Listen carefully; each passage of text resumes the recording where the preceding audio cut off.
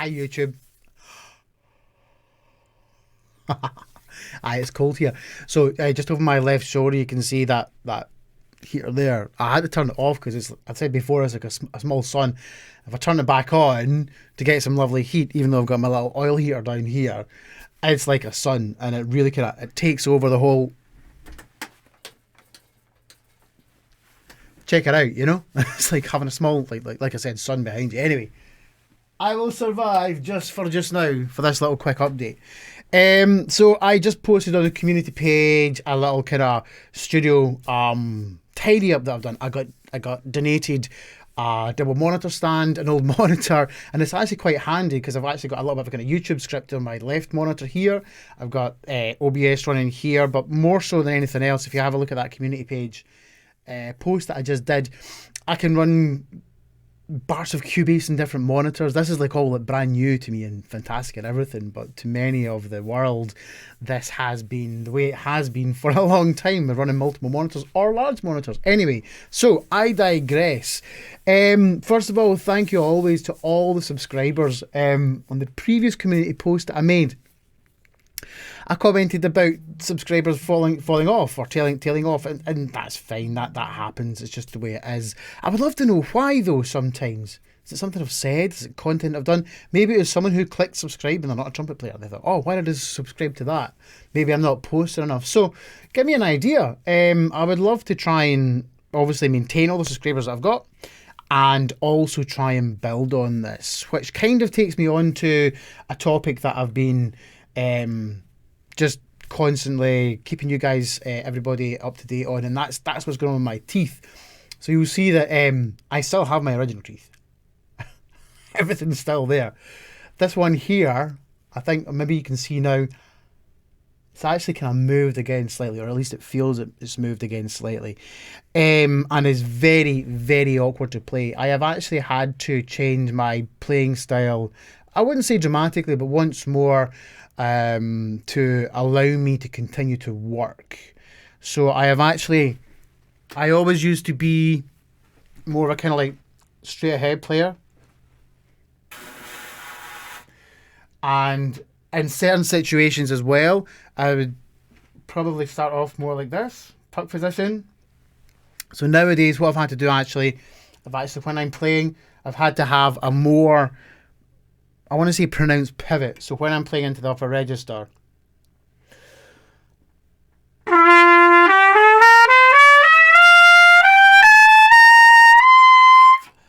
I have to pivot down towards my right. And I actually used to pivot down towards my left ever so slightly. And that's just to facilitate getting through the work. And in terms of getting through the work, the Federation of Disco Pimp, a band that I've not worked with now for almost 4.5, 5 years, got a new album coming out.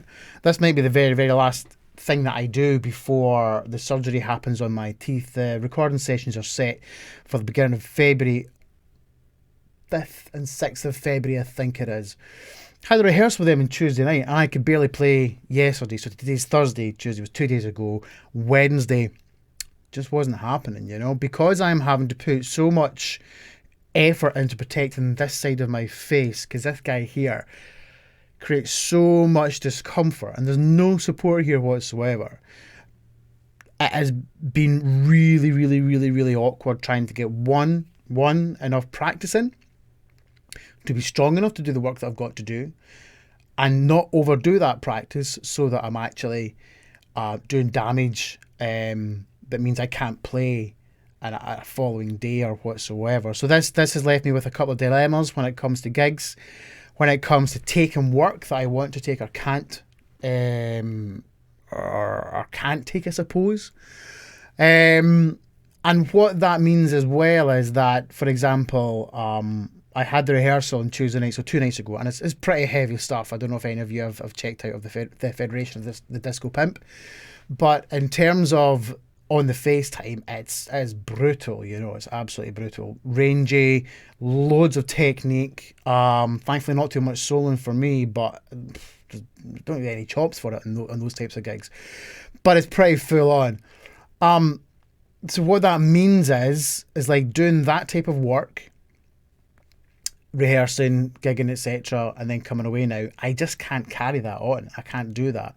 So in terms of this weekend, I'm working with Roddy Hart and the Lonesome Fire on the Roman Roots review of Celtic Connections. So check out Celtic Connections. It's a fantastic, eclectic folk-based festival based in Glasgow, and it's grown legs. It's absolutely massive now. I've been working that show off and on now for almost 10 years. Got approximately a 6-hour rehearsal on Saturday with various artists and things, and the gig on Sunday. So it becomes this balancing act of being strong enough for the rehearsal, being able to get through the rehearsal, not doing too much in the rehearsal so that I can then do the gig on Sunday. And then you might be saying, well, why bother? Why do this?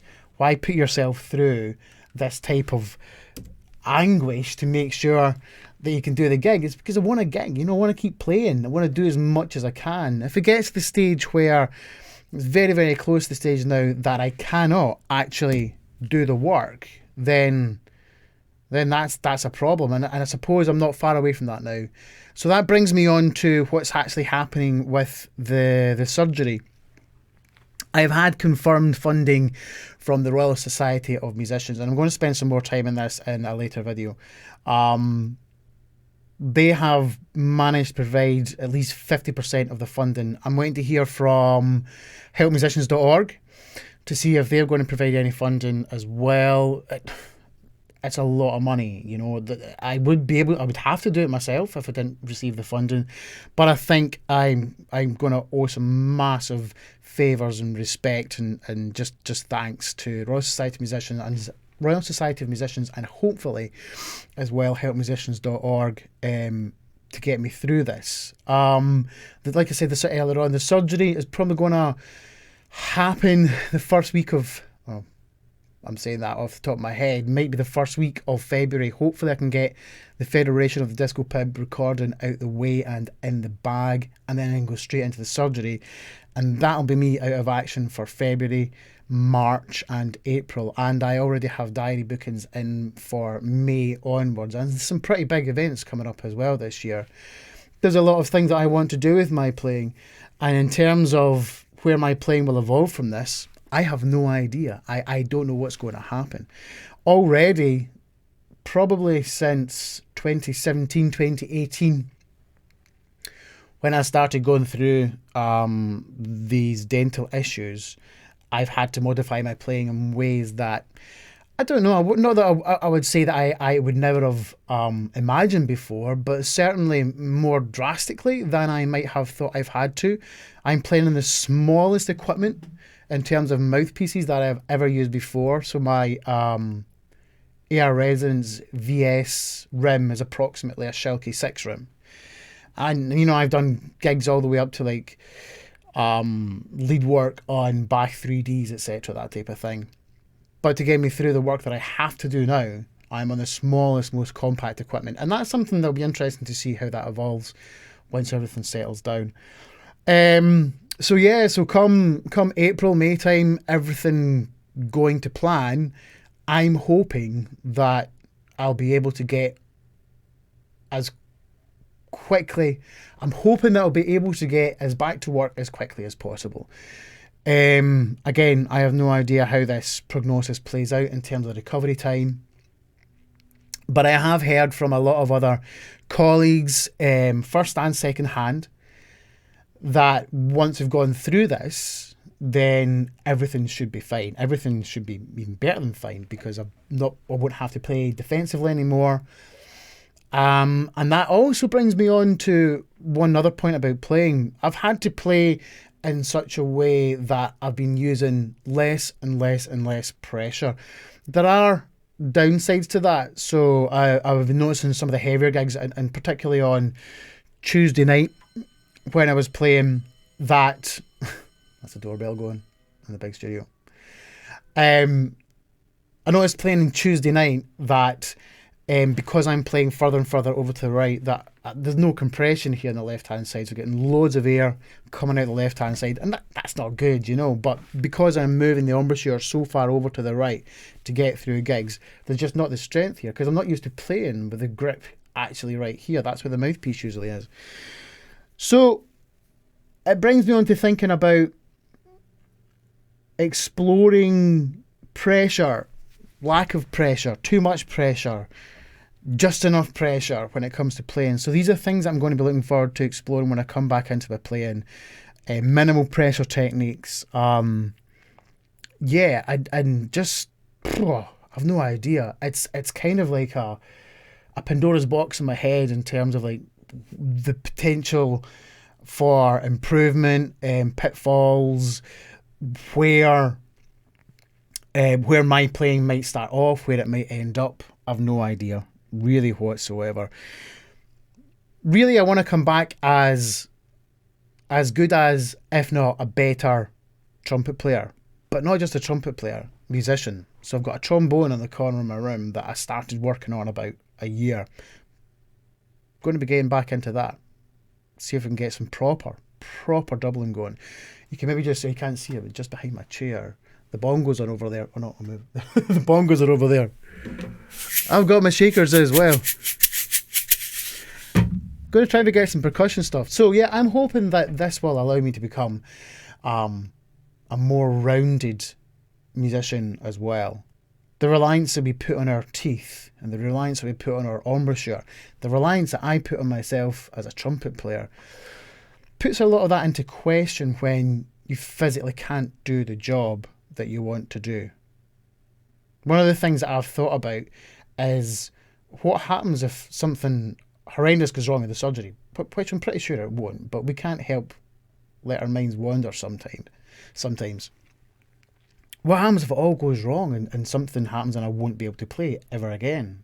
That's kind of terrifying. I've been playing trumpet for 36 years now, and the longest I have had off the trumpet is 3 weeks. So, not wanting to get too disheartened on it or like too negative, etc. I'm pretty sure everything will be fine. But in terms of coming back in 3 months' time, I don't just want to be a trumpet player again. I want to be a better musician. So there's been some new songs that I've been writing. I won't be able to play, so I won't be able to lay down any trumpet stuff in that. But I've got about 5 songs, I think, that I hope I will be able to run together, get them recorded this year, and maybe get them released, probably via Bandcamp, and get some SoundCloud stuff going. I'm not really concerned about making money off them. It's more about sharing content and sharing ideas and sharing music, and that's really kind of what it's all about. The gigs are there that will bring the money in, and the function work and the corporate events and everything else. Trying to think about it more as an artistic form than a money-making exploit. Writing music has, and hopefully will be, another aspect that I'll be able to focus on a lot more over these coming months. So, no update really in the surgery. As soon as I can get a date booked, I will post either via the community or I'll do another little video. And that's it. That's all. I'm teaching in about 30 minutes, so I'm going to disappear. Get my heater back on because it's getting properly cold in here. Check it out. Good old East Lothian Scottish winter weather. Incidentally, left my trumpet in the studio for about 3 hours the other day. I'd intended to come back and I hadn't. And the condensation inside the trumpet had frozen. That's how cold it gets here in this little studio. So I'm going to turn the heater back on. Thank you all for watching, folks. Get this uploaded as soon as possible. Stay safe. Oh, I'm freezing now. Stay safe, stay smart. Keep practicing. I would love to hear your comments. Anything you got to say about dental work and coming away from work and taking time out from being a musician or a trumpet player. Post it here, post it in the community, send me an email. Email is cj.trumpet@hotmail.com if you want to reach out that way. And there's also my Facebook page, which is just on Facebook, Cameron J Trumpet. Thanks everyone. Have a lovely day, and I will speak to you soon. Bye-bye.